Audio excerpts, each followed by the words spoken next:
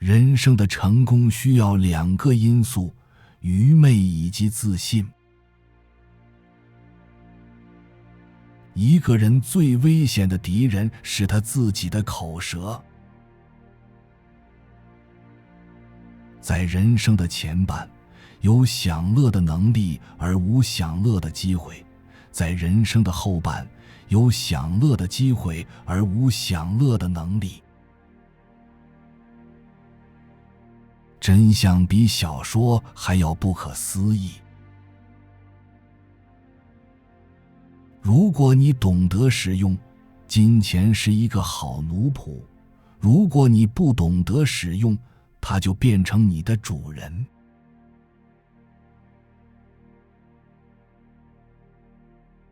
巨大的财富具有充分的诱惑力，足以稳稳当当地起致命的作用，把那些道德基础并不牢固的人引入歧途。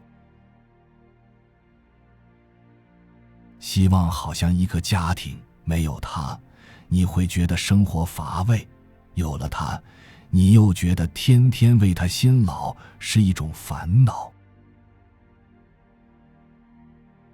取得进展的秘诀就是开始，开始的秘诀就是将令人窒息的复杂任务细化成可操作的任务，然后开始做第一件。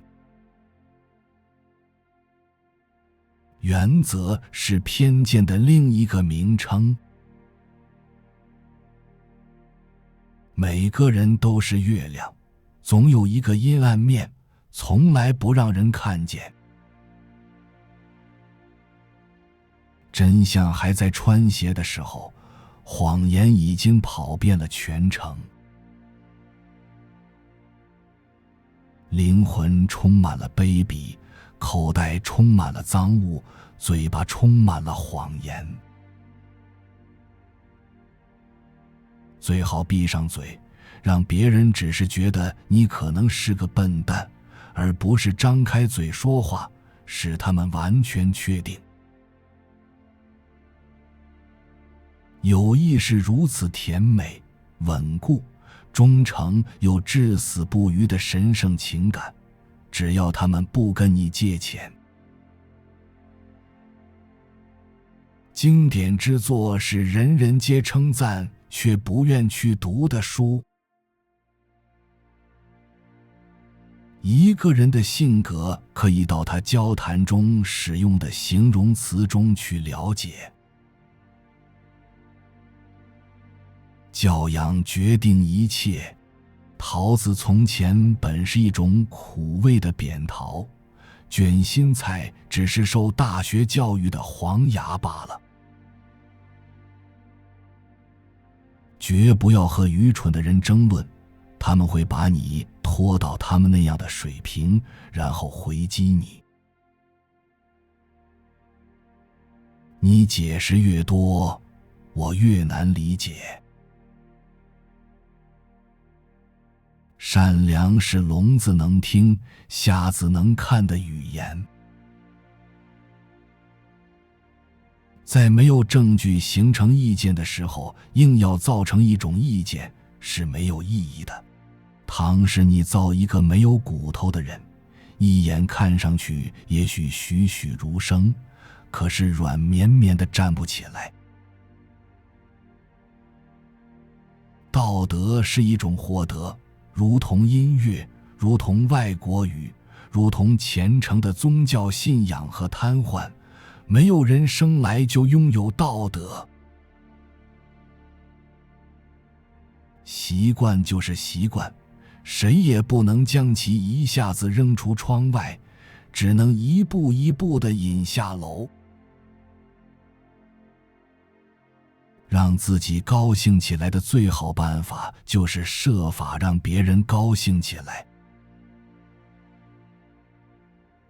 世界上主要有2类人，第一类人有所成就，第二类人号称自己有所成就。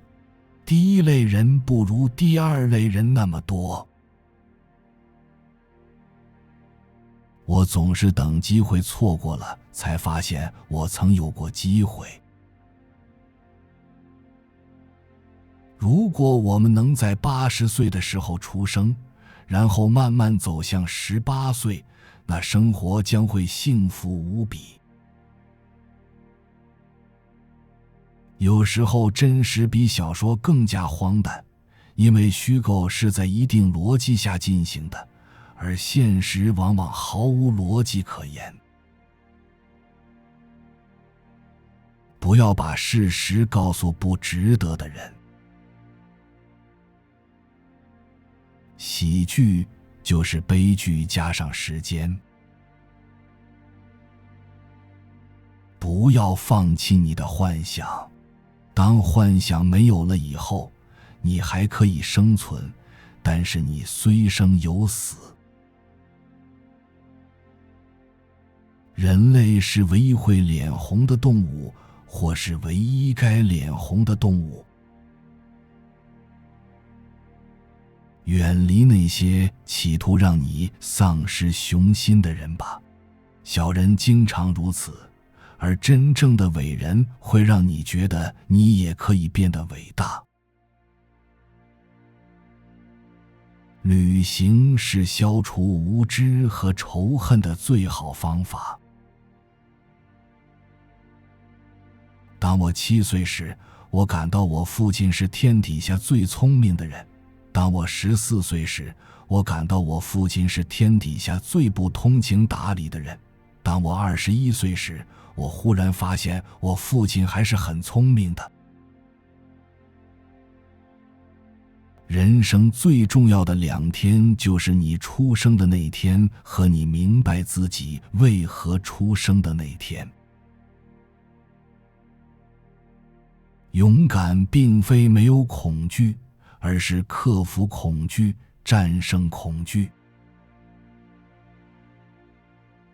良好的教养在于隐藏我们对自己较佳的评价，以及隐藏我们对他人较差的评价。强者藐视困难，弱者仰视困难。人的思想是了不起的，只要专注于某一项事业，就一定会做出使自己感到吃惊的成绩来。让我们陷入困境的不是无知，而是看似正确的谬误论断。永远说实话，这样的话你就不用去记你曾经说过些什么。当你为爱情而钓鱼时，要用你的心当作饵，而不是用你的脑筋。真诚的朋友，良好的书本和沉睡的良心，这就是理想的生活。